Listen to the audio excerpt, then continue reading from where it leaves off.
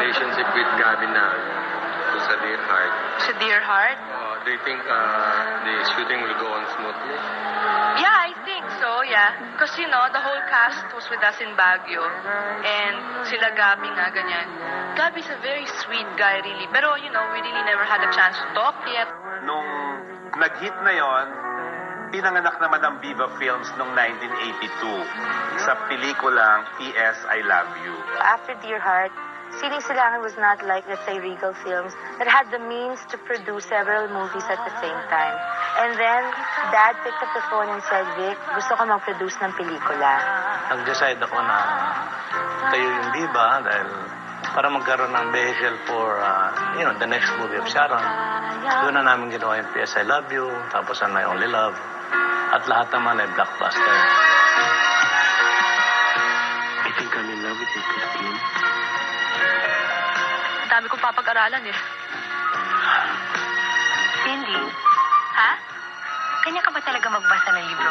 You're my real number one. Really naman. Ayoko nga ng number 1. Siyempre, pag may number 1, meron ding number 2, may number 3, may number 4, may number 5.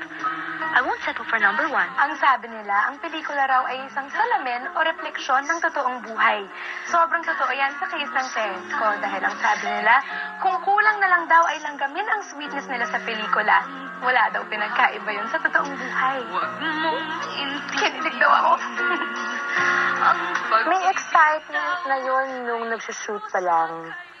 Tsaka, kasi nung bandang huli na kami na nga naging mag-boyfriend. Kasi sinagot ko pa sa kitchen ni Vice Governor Ismael Matay. Naku, sabi ko, anak, ano ba yan? Yung ayaw ko, yung pinipilit mo, ha? Nasyak ako na, she was seriously involved with Gabby. Wala kang magagawa. Merong chocolate, may roses, That's Dear Heart.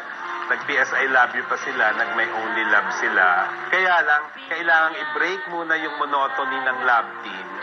Itinambal muna si Sharon kay William Martinez, kay Roel Santiago. So parang ako yung broken-hearted, you were doing the film.